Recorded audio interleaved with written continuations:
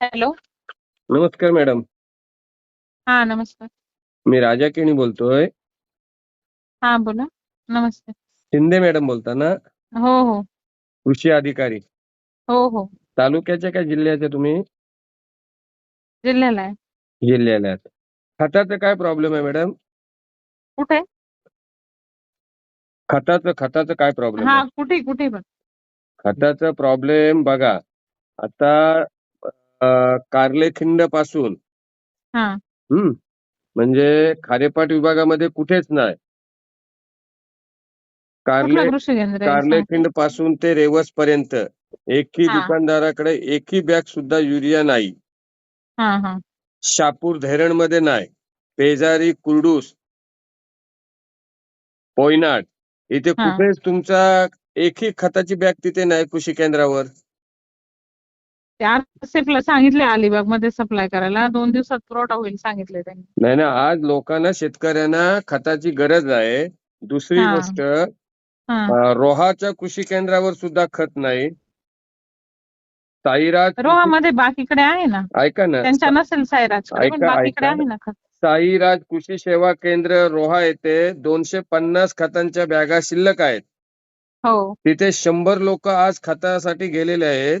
परंतु हम्म हम्म. ते तिथे सांगतात की शिंदे मॅडम जोपर्यंत सांगत नाही तोपर्यंत आम्ही खत देऊ शकत नाही. नक्की काय प्रकार आहे हा? तो बफर स्टॉक आहे, तो त्यांचा स्टॉक नाही आहे. तो बफर स्टॉक आहे, तो कलेक्टर साहेबांच्या सहीने रिलीज करावा लागेल. त्याच्याशिवाय तो विकता नाही येत. हा, आणि मग हे अलिबाग तालुक्यामध्ये जे आता कृषी केंद्र अलिबाग आहे. मध्ये सांगितलंय सप्लाय करायला. ते आरसेफ वाल्याने काही सप्लाय केलेला नाही अजून. ते 2 दिवसात करतो म्हटले. नाही नाही, मग ही जबाबदारी बुकिंग आहेत ही अलिबागच्या. ही कृषी अधिकारी म्हणून तुमची पण जबाबदारी आहे ना मॅडम. खत पोहोचला तर की मग नाही, आम्ही कधी करतोय ना, पोहोचणार? पाठपुरावा करतोय त्यांच्याकडे. ते 2 दिवसात पोहोचणार सांगितले त्यांनी.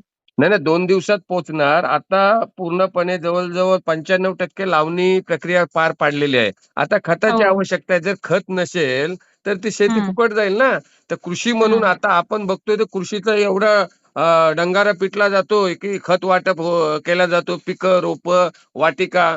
पण ते हे हम्म. मुळात खत जर देत नसाल तुम्ही तर ते कसं होणार? नाही ना, आता आरसेफला बोलतोय, रोज बोलतोय त्यांच्याशी आम्ही.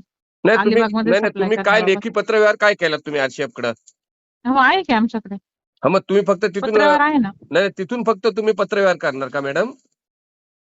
अहो, रोज बोलतेय मी त्यांच्याशी. पत्रव्यवहार केलाय, रोज बोलतेय त्यांच्याशी. रोजचे मेसेजेस आहेत माझे त्यांच्याकडे व्हॉट्सअपवर. मग आम्ही सप्लाय झाला का नाही रोजचा नाही, फॉलोअप मग सुरू आम्ही आहे. शेतकरी काय करायचं? आज येईल, उद्या येईल, परवा येईल. आज किती दिवस चालले ही बोंब? हम्म. आम्हाला यायला लागेल का शेतकऱ्यांना तुमच्या ऑफिसला? नाही त्याची काही नाही त्याची काही गरज नाही. मग कधीपर्यंत येईल तुम्हाला वाटतोय खत? ते म्हटलेत आज आणि उद्या मध्ये सप्लाय करतो म्हणून. गाड्या लागलेल्या आहेत त्यांचं असं म्हणणं बघा आहे. मॅडम, आज आणि उद्या वाट बघतो. नाही तर गुरुवारी आम्ही 100 लोक येतो तिथे ना, आमच्या पद्धतीत आम्ही जी काय आहे ती प्रक्रिया करतो. हो, ठीक आहे, चालेल. ठीक, बोला. भाई, हा तुमची दुपारची ऑडिओ ऐकली हा आणि शिंदे मॅडमशी बोलणं तुमचं ऐकलं. हा. त्याच्यानंतर मी आता कसं आपल्या बाजूला पंचायत बोलल्यावर आपण थोडे सतर्क असतो. हो. तर मी आरसीएफच्या साहेबांशी बोललो. हा तर त्यांचं म्हणणं आहे की आमच्याकडे खत पडून आहे हा आणि हे लोक ती क्लिअरन्स देत नाही बाई कोणाला, हा कारण का त्यांचं काहीतरी सॅटल असेल. हा, बरोबर आहे. तर ते आता साहेब म्हणजे ते आहेत पीआरओ लाईनवर, त्यांच्याशी बोला ना. हर्षपचे राजाबाई, हा, बोला. आरसेपचे पीआरओ राकेश कवळे आहेत. हा, द्या. नमस्कार साहेब. नमस्कार नमस्कार. नमस्कार, राकेश कवळे बोलतोय हा आरसीएफ मधून. हा साहेब, आमच्याकडे खताचा पुरवठा एवढा आहे, खताचा स्टॉक.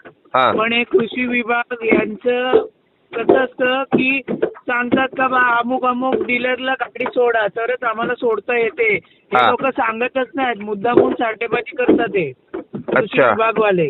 अच्छा. आता ते शिंदे मॅडम आहेत ना, हा की आम्हाला जमलडी येते की आम्ही सांगितल्याशिवाय गाडी कुठल्याही डीलरला सोडायची नाही. माझं ओके आलं हा की मगच सोडायची. तुम्ही हवं तर त्यांना विचारू शकता की तुम्ही किती गाड्यांसाठी ओके दिले म्हणून आरसीएफला, अच्छा. किती गाड्या मागवल्यात फॅक्टरीमध्ये, म्हणजे थळला पण आणि चेंबूरला पण. हा हा एवढा प्रोडक्शन आहे हा. पण हे लोक सांगतच नाही सप्लाय करा म्हणून. यांचं काय त्या डीलर लोकांची असतं कृषी विभागाचं काय कळत नाही. अच्छा, तुम्ही कुठे असता आता? मी कळला. कळला. ठीक आहे, आता 2 दिवस वाट बघतोय, उद्या आणि परवा. आता उद्या आम्ही भेटतोय पुन्हा तिला. हा, तर ते शिंदे मॅडम आहेत ना, ते दरवेळेस पावसाळ्यात असंच हे करतात. ठीक आहे, ठीक आहे. तुम्ही एवढं काय आमच्याकडे प्रोडक्शन सांगा ना आम्हाला, द्या म्हणून गाड्या. ठीक आहे, ठीक आहे. मी बोलतो आता, लगेच बोलतो. हा, चालेल चालेल. ओके. मी उद्या प्रेस कॉन्फरन्स घेतोय. हा हा, चालेल. आणि जिल्हाधिकाऱ्यांना पण निवेदन देऊन टाकू उद्या. हो चालेल, चालेल.